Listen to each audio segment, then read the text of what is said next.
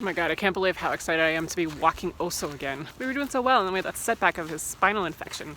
It's just been so hard trying to keep him not moving for a couple more weeks. And I can't handle it anymore. So luckily we get to do some walks now and get some energy out of him, and hopefully it will help.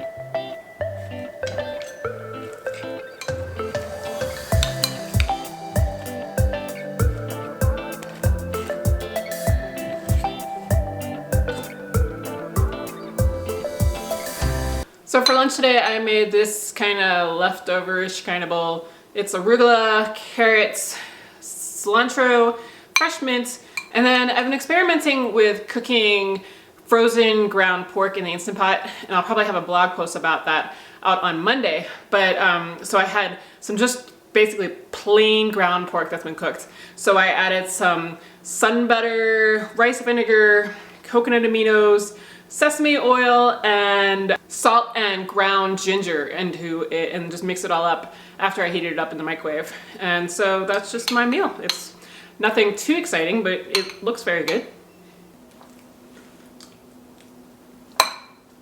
In my last episode, I mentioned that I'm going to be doing a Whole30 starting on March 1st, which is a Thursday. So this week I'm getting ready so that I will hopefully have success. Since it starts on a Thursday, it's not ideal, but it shouldn't stop you from doing something like this. Planning is kind of key in any situation, even if you were to start on a Monday, but especially if you're going to start halfway through the week, because you may not have the time or motivation to go to the grocery store to get fresh produce. So I suggest, if you are going to start on Thursday like I am, to plan out a meal that's going to not require a lot of fresh produce if you're not going to have the chance to go to the store, or if you think that you're going to just kind of give up on the idea halfway through the week. Something like a sweet potato chili could work really well because it's sweet potatoes and those don't go bad as quickly as some of the other fresh produce. And there's actually a link that I'll link below for a sweet potato chili that the members of my private Facebook group, Thriving on Paleo Club, have been raving over lately. And if you want to join us, a lot of us in the group are going to be doing the Whole30 next week, so you can come and get support and little things that will help you along the way.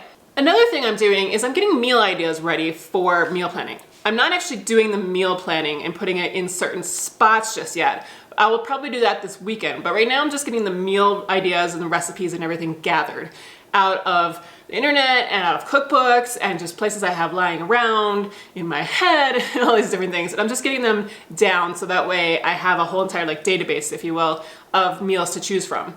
This is a really good idea to do before you do a strict effort like this because A, it helps with the planning, and I think planning is key in this kind of situation, but B, it also gives you inspiration because you realize all the things that you can have, and it makes you kind of excited about doing something like this instead of feeling like you're going to be really restricted. You're like, oh wow, that looks really good, oh that looks really good, that looks really good, and so you feel like motivated and excited. I'm actually putting all of these recipes into an online software. Typically, I like to do things in binders and do everything paper-wise, but I've kind of come around to some of this online stuff, and I'm using a service called Plan to Eat. I'll link to that below as well.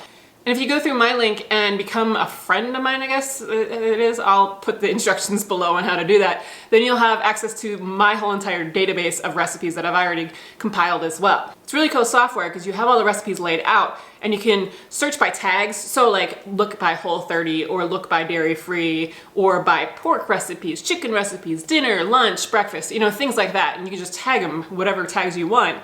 And then you just drag and drop the recipes into the calendar view to plan out for the week. You can adjust serving sizes, you can move it into your Google Calendar if that's what you want.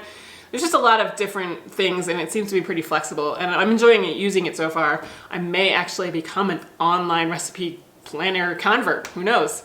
And then one of the last things I'm working through right now, which will continue through the weekend and next week, is cleaning out my pantry and my fridge and everything of things that are going to tempt me. It's not necessarily that I have to clean it out of everything, because my family is not doing this with me. By virtue of the fact that I'm cooking most of the food, they'll probably eat a lot of it, but they'll be able to still have their gluten-free pretzels and things like that. But I don't really get tempted by those. More like the chocolate and the baking mixes and things that seem to get to me. So I'm just making sure, kind of by eating them right now, Not exactly the best method, but I remember I like to binge beforehand. But like this way I'm not gonna get tempted, especially on those first few days when it gets hard and my blood sugar is like, you know, dropping like a stone and I really, really, really want some chocolate or something like that. This will just help to prevent the temptation from happening, and it won't be in easy reach. And in terms of my family not doing this with me, it's not that big of a deal with my family just because we do eat paleo for the most part. I'll just probably make things like rice as a side dish for them. It's gonna be hard not to want that as well. But I'll let them have desserts, and you know, if we go out, they can have something different than me.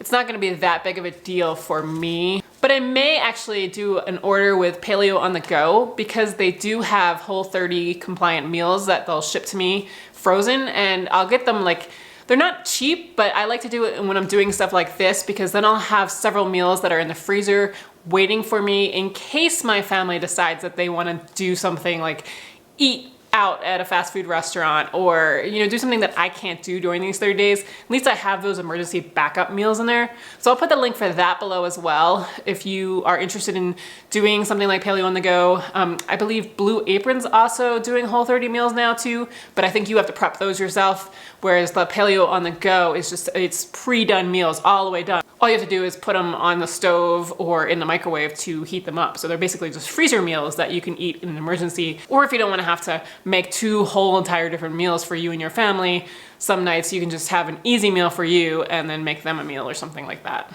So yeah, I might be an online meal planning software convert. But really, it does seem cool, and I'll put the link below for how you can sign up and how you can friend me or whatever so you can get access to all the recipes that I've already put up there. You do get a 30-day free trial, so you can try it out, and if you don't like it, just cancel it. Otherwise, I think it's $39 for the year, and it's like a small amount per month. So if it's something that you like, you can just continue using it. Otherwise, just get rid of it after the 30 days.